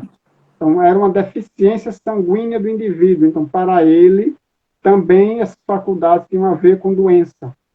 Eram também patológicas e não naturais, como Kardec chega a afirmar mais tarde. E onde é que entra o magnetismo em geral, que é fluídico, né? E onde sai o magnetismo, entra, e do lado de cá você vê a sugestão de Bernheim, né? Que é a hipnose. Onde é que nós, espíritas, magnetizadores, esbarramos em um ou em outro? Usamos os dois? Existe fluido, claro, que a gente sabe que existe, mas usamos também a sugestão. E aí, como é que você faz? Porque eu já vi você falar em hipnose também, sugestão hipnótica e tal. Os magnetizadores clássicos, eles também usavam a sugestão nos sonâmbulos. Eles magnetizavam o sonâmbulo e utilizavam a sugestão, muitas vezes, para ajudar o indivíduo em estado de transe a superar determinados vícios morais ou químicos que ele não conseguia vencer. Ele queria deixar um determinado vício moral, um determinado defeito de lado, queria superar, mas não conseguia. Então, o magnetizador colocava ele em estado de transe sonambúlico e usava a sugestão para fortalecer a vontade do indivíduo para que, no estado de vigília, ele conseguisse superar o seu vício. Então, a sugestão, desde aquela época, já era utilizada. Mais tarde, então, é que vai se dizer que o fluido não existe e que tudo era sugestão, na verdade. E que existe, a sugestão, ela funciona também. Sim. Mas não quer dizer que o fluido não exista por causa disso ou que o magnetismo não funcione, no caso do sonambulismo. Acredito eu que com o magnetismo você pode ir mais longe do que somente com a sugestão. Porque tiveram alguns magnetizadores que eles disseram que a hipnose foi uma amputação do magnetismo, né? Houve muito isso na época, que é você pegar o magnetismo e você achatar numa pequena parte que é um oceano, o magnetismo, né? Exato, concordo com isso. Pois é. E isso é interessante porque às vezes a gente vê no meio espírita pessoas engraçado isso. Pessoas dizendo que não tem magnetismo em Kardec, mas que deve até usar hipnose dentro do centro, né? Só pura e cegamente, né? Até eu vou dizer uma coisa a você. talvez alguns não concordem, mas mesmo na hipnose, ela só funciona porque existe o magnetismo. Fluido. Palavra é fluido. É. Quando eu falo com alguém e peço para que aquele alguém adormeça, o meu fluido está fazendo a ligação entre eu e ele. Para que a minha palavra exerça algum efeito nele, precisa ter esse elo ligando a minha vontade ao indivíduo que está sendo hipnotizado. Então, não existe hipnose sem magnetismo. Perfeito. E Jesus, a questão da autoridade moral sobre os maus espíritos. É a hipnose magnética, né? Vamos dizer assim, né? Exatamente. Quando Jesus chega para o paralítico e diz assim, levanta-te e anda. Isso não é um comando hipnótico? É. E também para Lázaro, né? Sai, né? Isso. Pois é, tudo isso é o magnetismo via oral. Exatamente. Adilson, existe autossonambulismo? Vou explicar para ver se... né? Eu mesmo me sonambulizo, né? Através de dardejamentos em determinados pontos de força. Já vi até um artigo sobre Hitler, que disse que fazia isso em suas formas de oratória, de falar em público. E aí entra numa espécie de ensimesmar-se, né? E aí o sujeito ele não estaria com um magnetizador, ele seria magnetizador de si mesmo, né? Muitos mestres de arte marcial também. Como é isso aí? Assim como existe a auto-hipnose, também existe o autossonambulismo.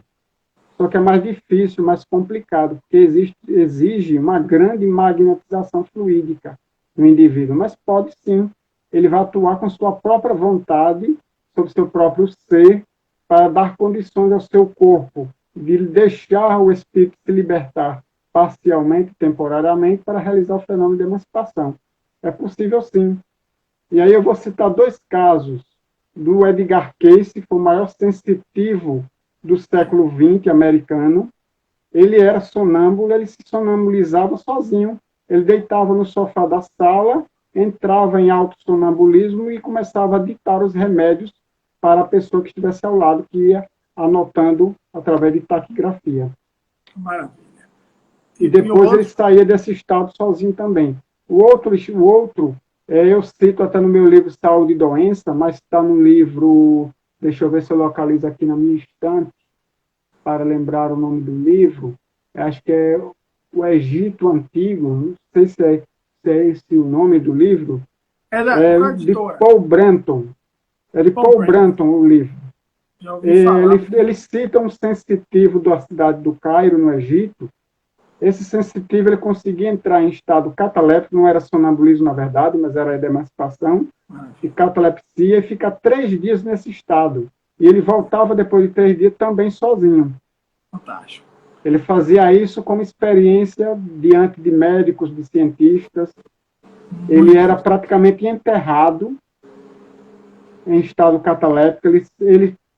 Os auxiliares dele colocavam ele dentro de um caixão de madeira, pregavam uma tampa, colocavam esse caixão dentro de uma outra caixa maior de madeira, pregava também, preenchia os espaços vazios com areia até a borda, pregava a tampa e deixava ali 3 dias. Só abria, tirava ele de lá 3 dias depois, e aí ele saía do estado cataléptico sozinho. Você sabe que a expressão salvo pelo gongo foi por causa disso, né? Não sabia. Não. O pessoal começou a ser enterrado em estado cataléptico. E aí morria. Aí quando você viu o sujeito retorcido, arranhada, né?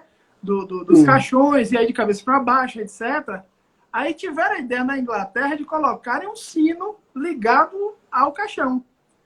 Aí o sujeito acordava da catalepsia, batia o sino, aí vinha o coveiro, abria rápido, aí ficou salvo pelo gongo. Isso é uma coisa muito interessante, né?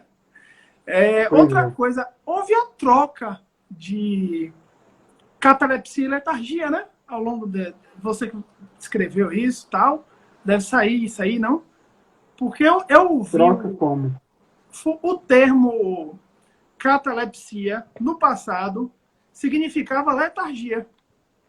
E o termo letargia, catalepsia. Eu vi isso num vídeo antigo do Alamar Regis de Carvalho, já desencarnado, né? Ele falando que conversou com o presidente Giovanni, né, Borges, da Federação Espírita Brasileira, que o presidente disse assim, não, Kardec não erra, aquela coisa. Não, Kardec não errou. Na época era uma coisa. Depois ele foi falar com 5 médicos, ele dizendo, trocou. O sentido mudou. A gente se atrapalha todo mundo e catalepsia é hoje letargia e letargia é catalepsia. A gente não se atrapalha mais porque já conhece, né? Mas trocou antigamente. Eu não sei, eu não sabia desse detalhe não, mas veja bem, da mesma forma que está lá no Livro dos Espíritos, é a forma que eu entendo até hoje. Catalepsia, ela geralmente é uma parte só do corpo, é um enrijecimento muscular, Sim, o indivíduo não consegue movimentar os músculos, porque eles tomam um enrijecimento tal que a pessoa não consegue movimentá-los, enquanto que a letargia é um amolecimento do corpo, e geralmente de corpo inteiro. Então, o indivíduo ele não consegue também controlar o corpo, porque o corpo fica todo amolecido, ele fica em estado letárgico. Como acontece com o sonâmbulo. O sonâmbulo, quando ele começa a entrar no estado de transe, ele entra no estado letárgico. Seu corpo ele não controla mais, ele larga. No início do trabalho com o sonambulismo, a gente fazia sonâmbulo sentado numa cadeira. E aí o que acontecia? Era desconfortável, às vezes até perigoso, porque quando ela entrava no estágio de letargia, antes do sonambulismo propriamente, o pescoço dela pendia para frente, ela largava os braços, as pernas, não tinha sustentação nenhuma no corpo dela. Uma vez, inclusive, ela ia caindo da cadeira por causa disso, ela quase que ia caindo para frente, porque a cabeça dela pendeu e ela não conseguia sustentar o pescoço. Era um estado que eu chamo de letargia. Certo. Temos o Wagner Marques, né? Você conhece? Está aqui no depoimento no Vórtice, né? E tal. Ele gosta muito de trabalhar com a letargia, catalepsia, você sabe disso, claro, mas estou falando para o pessoal. Exato. Me diz uma coisa, aproveita aí, Adilson, e esclarece, en passant, por cima, a catalepsia e a letargia, esses fenômenos de emancipação, só para a gente entrar mesmo.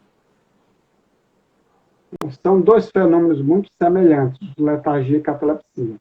Sendo que a letargia, geralmente, ela se dá de corpo inteiro, enquanto que a catalepsia geralmente dá numa parte do corpo. A letargia, os dois fenômenos, o indivíduo não consegue controlar sua musculatura.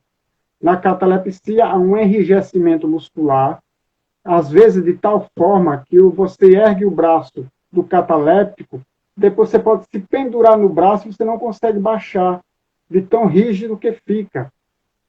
A letargia é o contrário, é um amolecimento generalizado do corpo, então o indivíduo se larga na cadeira ou na maca. Foi por isso que a gente trocou o trabalho que era feito na cadeira pela maca, por causa disso. Porque às vezes na cadeira era até perigoso, porque o indivíduo podia cair, escorregar da cadeira até. Além de ser muito desconfortável, porque o pescoço ele não tinha sustentação da musculatura do pescoço. Então a letargia é esse amolecimento geral. Acontece porque há uma certa emancipação da alma. E aí ela deixa de ter um certo controle sobre a musculatura, sobre o corpo do indivíduo, que fica dessa forma aí, ou enrijecido ou amolecido ao extremo. Seria, no caso, aquelas duas cadeiras que o pessoal vê muito, fica impressionado, do corpo rígido e a pessoa em pé, né? Exatamente. Você coloca a cabeça da pessoa em uma cadeira e os pés da pessoa em outra cadeira, e ela enrijecida, parece que ela é com uma tábua, né? Você isso pode até ficar de pé em cima e que ela não dobra. Não desce. E isso é feito por passo, né? Acúmulo de fluido. Exatamente. Pode ser feito através de hipnose também. Também. Tem hipnotizadores que realizam esse fenômeno. Entendi. Perfeito. O sonambulismo, você já teve a oportunidade, acho difícil, porque a gente não anda com muita gente evoluída, né?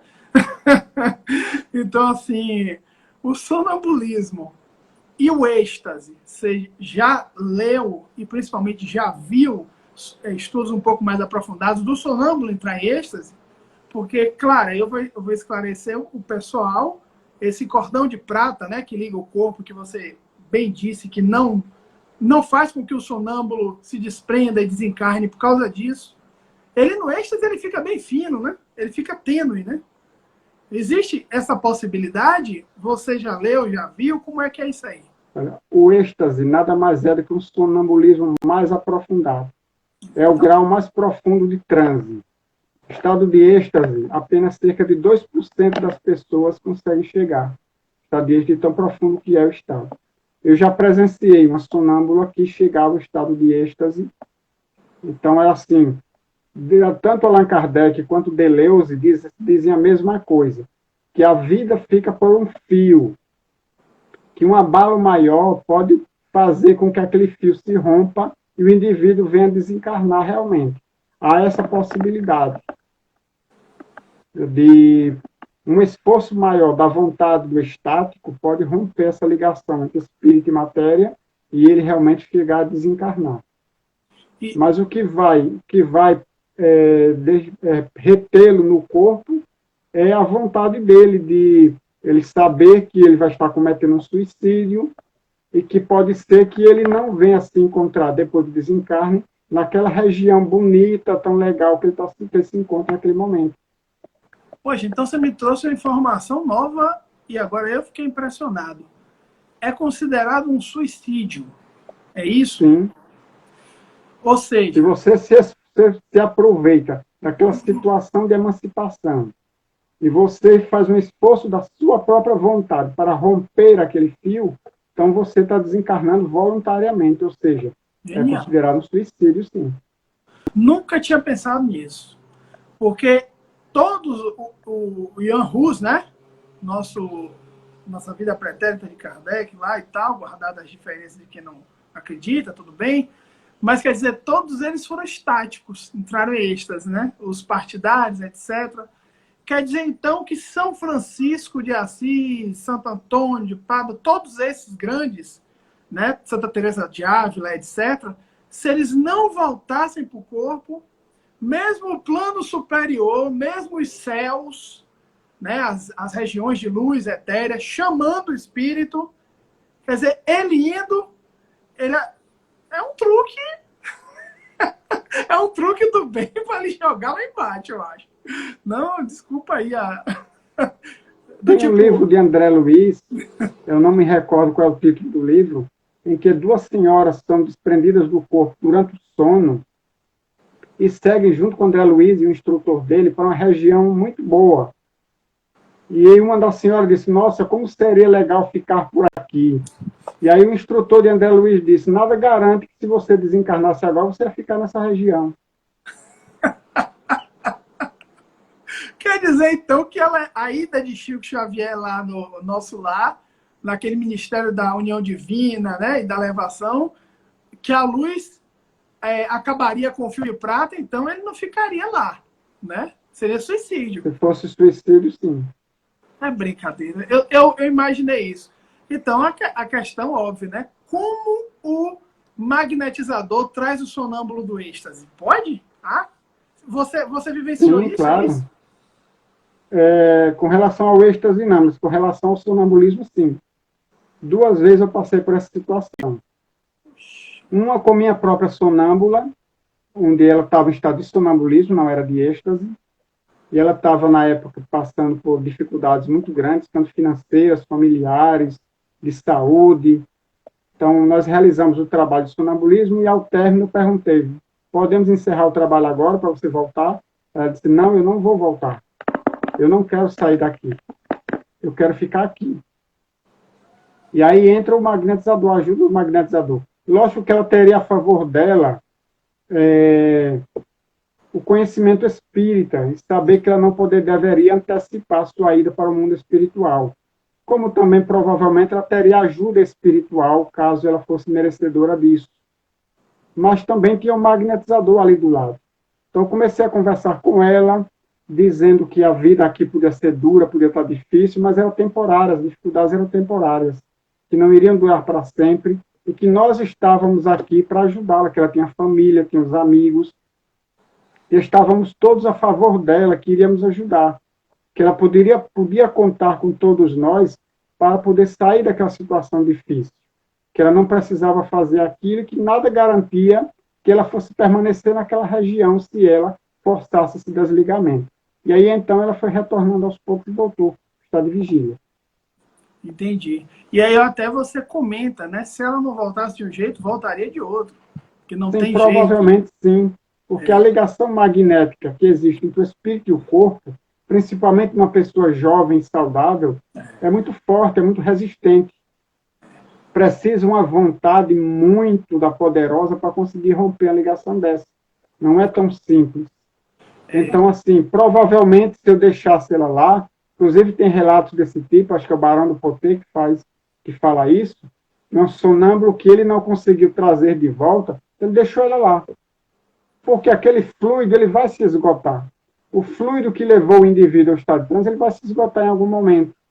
Ou vai ser consumido totalmente pelo organismo, ou vai acabar se dispersando. Então, ele acaba retornando naquele estado de transe. Provavelmente, ele passa ao estado de sono comum e depois ele acorda como a gente acorda toda manhã. É claro. E o êxtase? Qual foi o êxtase na sua instituição? Você viu como ficou o corpo, a estática? Como foi aí? Sim. O que a gente percebe é que, à medida que o transe vai se aprofundando, a gente percebe que é como se a vida estivesse se esvaindo daquela pessoa. A gente percebe que a pele vai ficando esbranquiçada, sem brilho, vai ficando meio que amortecida aquela face da pessoa. É como se realmente ela tivesse se tornando um cadáver. E quanto mais profundo um estado de êxtase, mais isso vai se aprofundar, mais isso se manifesta, esses sinais. O indivíduo fica com os olhos profundos, com a pele esbranquiçada, sem brilho. A gente percebe que ela está realmente tomando uma aparência mais de cadáver do que de ser humano vivo. Mas não tem grito, não tem. Não, não. Pelo menos eu nunca presenciei dessa forma. E aí como é Ela que entrou trouxe?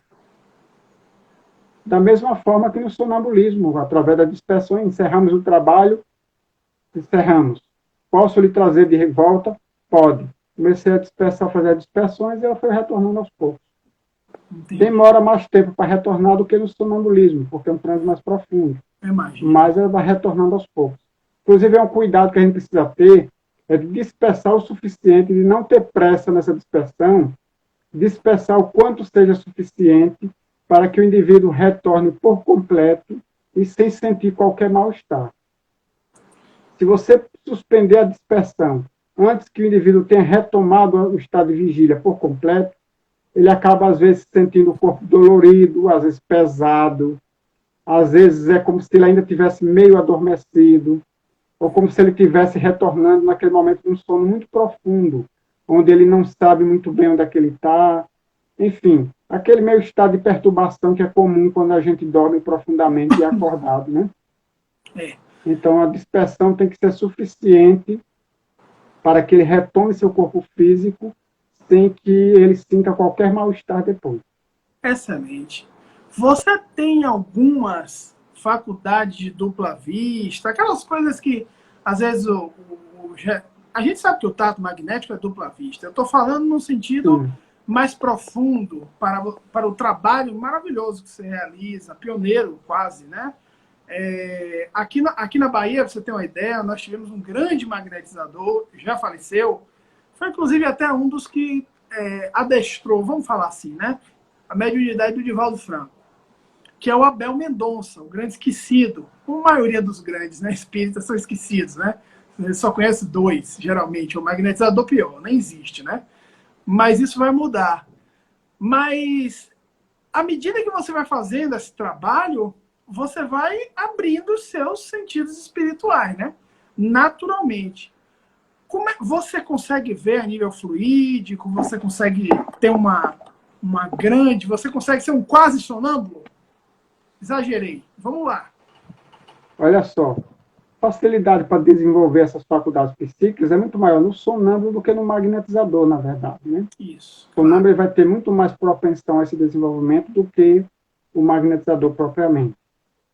Mas uma coisa que acontece é que durante essa pandemia, os passes à distância, elas têm colocado nós magnetizadores em situações assim que a gente até nem esperava que viesse a acontecer. mas a necessidade de você se concentrar mais profundamente, para você aplicar um passe à distância, acaba desenvolvendo em certas pessoas uma espécie de dupla vista, não o tato magnético somente, mas uma dupla vista mesmo, como você se referiu, mais profundo, que consegue identificar certas coisas, certas situações que o magnetizador presencial muitas vezes não consegue. Eu sempre me considerei meio que uma pedra, sem sensibilidade nenhuma. Meu tato magnético sempre foi muito fraco e, assim, percepções extrasensoriais eu nunca tive.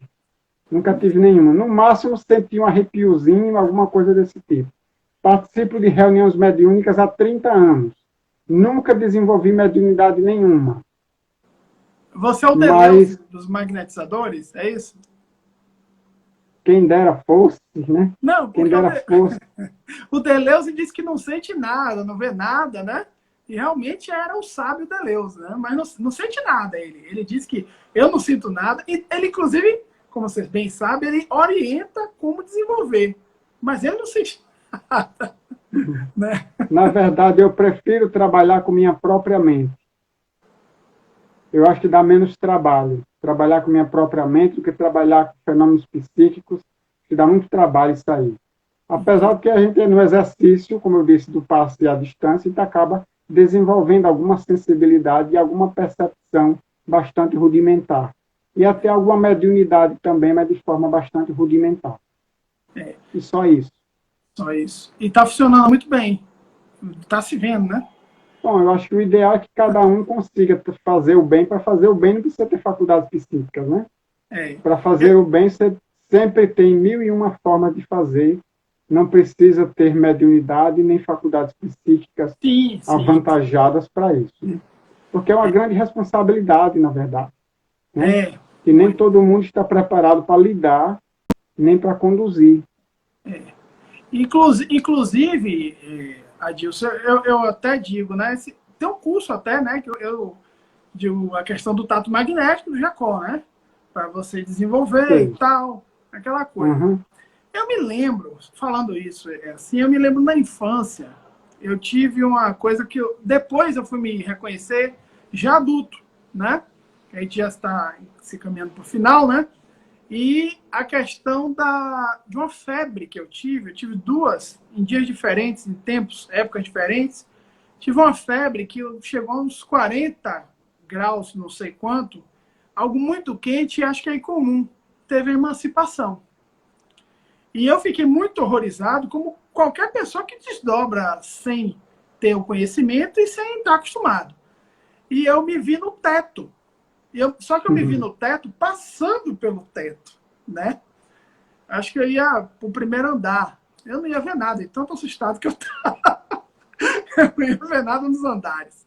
Mas, assim, eu me lembro que minha mãe disse assim, a saudosa mãe, poxa, Fernando ficou tão fora de si, em delírio, que até no teto ele se viu, né? Isso se passaram os anos, naturalmente, né, as décadas, e eu me lembrei. Eu digo assim, olha que coisa, né? Passa os anos e agora a ficha cai. Quer dizer, o quê? Um desdobramento. O espírito não suportou ficar no corpo. O corpo estava com uma temperatura muito quente para ele e outras coisas mais orgânicas, né? E tive isso, quer dizer, um desdobramento. Foram meus primeiros desdobramentos, acho que com 7 anos de idade, né? Impressionante. Depois eu tive também uma questão no centro, que o Jacó até leu uma questão que eu achei graça. Um problema muito sério, né? Com algumas entidades e tal. E aí, no final das contas, eu comecei a ter clarividência, a ter clareaudiência, e aí, durante o período que estava tendo o tratamento lá espiritual. E aí cessou, quando acabou, né? O tratamento. Então, você vê que são as coisas circunstanciais, às vezes, né? Da vida da gente, que às vezes isso pode ocorrer, né? Eu acho muito importante, porque às vezes a gente pensa, não, é um poder, o que é uma questão, né, muito difundida aí, e é fixo. Não, não é. A gente poderia falar na perda e suspensão, além da mediunidade, e do magnetismo também? Perda, suspensão do sonambulismo? Do sonambulismo? Do sonambulismo ou do magnetismo? do sonambulismo. Ah, olha só, com relação ao sonambulismo noturno, ao sonambulismo natural, isso pode acontecer, acontece com muita frequência. Pessoas, crianças que são sonâmbulas e depois deixam de ser. Às vezes você nunca foi sonâmbulo e na fase adulta que desenvolve o sonambulismo, começa a falar de noite enquanto dorme. Ou então começa, depois desaparece, depois retorna esse sonambulismo. Então ele pode ter essas suspensões aí. Eu não sei o que é que leva a esses períodos de suspensão e de retorno dessa faculdade. Com relação ao sonambulismo magnético, eu não sei de ninguém que tenha tido a sua faculdade suspensa, até porque ela é provocada pelo magnetismo de um outro encarnado. Como é uma faculdade anímica, uma faculdade minha, uma faculdade do indivíduo encarnado, então ela não pode ser tirada por outro. Ela não depende dos espíritos. Perfeito. Depende do espírito encarnado. Entendi. Que é o dono daquela faculdade anímica. Então eu nunca ouvi falar. Agora, pode acontecer de uma como é que eu diria, uma distorção na faculdade, o sonâmbulo perder a lucidez. Sim. Ele começar a transmitir ou a perceber coisas que não tenham mais confiabilidade nessas informações. Entendi. E isso vai acontecer geralmente quando se perde o objetivo sério e útil que Kardec tanto recomendava. Sim. Por exemplo, indivíduos, uma pessoa uma vez me disse, eu não sei se é verdade, que eu fui magnetizador de uma sonâmbula em outras vidas. E que eu explorava ela para ganhar dinheiro. Então a gente fazia espetáculos públicos de adivinhação usando a faculdade de sonambulismo que ela tinha. E fiz tanto isso que ela acabou perdendo a faculdade. A faculdade sofreu uma distorção que as informações dela já não eram mais confiáveis. Então eu deixei ela de lado e comecei a fazer com outro sonâmbulo, arranjei outro sonâmbulo para trabalhar. Continuar da mesma forma. Não sei se essas informações são verídicas, mas foi o que alguém me disse que teria acontecido no meu passado. Então o sonâmbulo, para ele garantir a lucidez e a confiabilidade das informações que ele transmite, ele tem que manter sempre bem claro na sua mente, tanto ele quanto o magnetizador, o objetivo sério e útil. Quanto mais ele fazer aquele trabalho com amor, um trabalho que possa servir ao bem dos outros, mais ele vai garantir que a sua faculdade possa render bons frutos e que a sua lucidez possa ser realmente confiável. Certo. Duas coisas, a gente... Vamos embora. Acabou? Chega. É o seguinte... Por que Kardec, em O Livro dos Médiuns, nos fala em mediunidade sonambúlica, sendo ele um magnetizador? Claro que eu tenho uma resposta, mas eu quero ouvir a sua, que também é de um experiente, né, de um expert. Prepondera, é isso? Como é? Por que ele não colocou sonambulismo puro? Porque a mediunidade sonambúlica também existe. Kardec estudou todos os tipos de mediunidade, então ele não poderia deixar de fora a mediunidade sonambúlica. A mediunidade sonambúlica é a mediunidade mais diferente de todas as outras. Enquanto acredito que todas as outras acontecem dentro de um mesmo mecanismo básico, a mediunidade sonambúlica é a única que funciona de maneira diferente. Porque, na verdade, a mediunidade sonambúlica ela reúne duas faculdades. Uma faculdade de sonambulismo, que é anímica, e uma mediunidade que não é anímica. Então, ela reúne as duas coisas. Então, na mediunidade, vou fazer uma comparação com a mediunidade de psicofonia, ou mediunidade falante. O espírito fala através do médium. Então, quando você conversa com aquele médium, você não está falando com o médium propriamente, mas com o espírito que está se comunicando com você através da fala do médium. Correto? Claro. Na mediunidade sonambúlica é diferente. Você não conversa com o espírito através do sonâmbulo. O espírito vai conversar com o sonâmbulo apenas. O sonâmbulo vai apenas lhe retransmitir o que o espírito disse para ele ou mostrou. Perfeito. Então, na mediunidade de psicofonia, o espírito vai se referir a ele mesmo em primeira pessoa. Eu sou fulano de tal, vim aqui trazer uma orientação para vocês. Na mediunidade sonambúlica, o espírito vai se referir em terceira pessoa. O sonâmbulo vai dizer, aqui do meu lado tem um espírito, ele disse que se chama fulano de tal e que veio aqui trazer uma orientação para o grupo. Perfeito. Então, na mediunidade, se a gente pode dizer que na mediunidade de psicofonia existe uma incorporação, entre aspas, na mediunidade sonambúlica não há de jeito nenhum. Genial. Então, na mediunidade sonambúlica existe o sonambulismo que é anímico, com uma possibilidade mediúnica que é a presença de um espírito ali, que transmite algo através para aquele sonâmbulo. Então, na psicofonia, o espírito, só para fechar, na psicofonia, o espírito fala através do médium. Na mediunidade sonambúlica, o espírito fala para o sonâmbulo e não através do sonâmbulo. Perfeito. Para a gente fechar, eu queria pedir a você vai até talvez lembrar da risada, Jacó fez assim, na passada, na live. Conta um caso aí que você mais seja fora da curva. Aí você contou um caso. Eu pensei que você fosse contar aquele. Pronto, então eu vou contar aquele. Conte que aquele. eu não contei na entrevista com o Jacó. Ótimo. Lá com o Jacó eu contei o caso de uma sonâmbula que era paciente da casa, né? Para receber um passo. Isso. Eu vou contar o caso, então, que aconteceu com o Ionara. Vou citar o nome dela, porque o Jacó citou lá e deixou aberto, então... Vamos fazer live com ela. Vamos fazer live com ela também. Ontem, inclusive, acho que ela estava com o Jacó, né? Na entrevista com o Jacó ontem, a Ionara. Sim, estava. Ontem.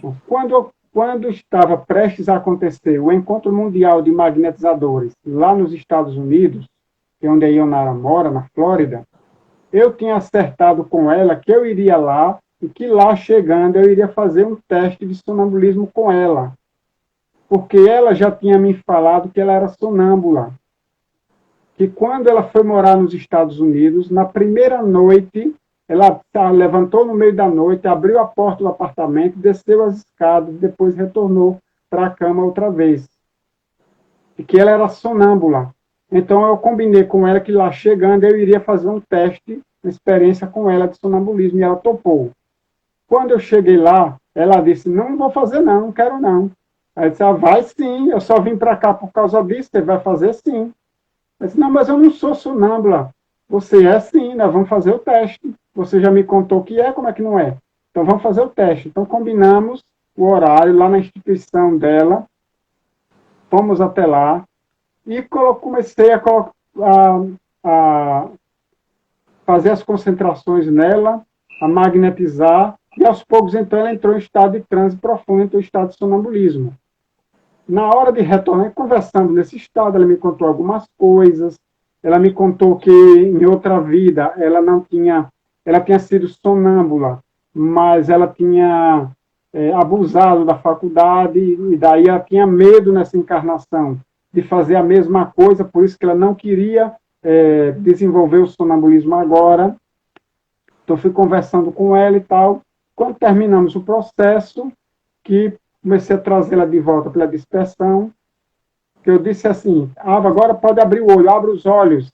Ela disse, como abrir o olho? Meu olho já está aberto. Ela estava com as pálpebras fechadas. Ela disse, meu olho já está aberto, eu estou vendo tudo ao redor. Porque ela tem essa característica, com os olhos físicos fechados, ela consegue enxergar todo o ambiente material ao redor, com a visão da alma, em estado de emancipação. Então ela disse, mas eu já estou com o olho aberto, como é que eu vou abrir o olho já aberto? Eu disse, não, mas seu olho está fechado. Ele disse, não, meu olho está aberto. Está fechado, está aberto, está fechado, está aberto. Aí eu disse para ela, então faz o seguinte, feche seus olhos e abra. Então ela fechou como que os olhos perispirituais e abriu novamente, e quando abriu junto os olhos do corpo. E aí ela caiu em si, porque foi para ela um grande estranhamento, porque até ali ela dizia que ela não era sonâmbula, e a partir daquele momento ela percebeu a diferença que era o que ela estava vendo como alma e o que ela estava vendo agora no corpo físico.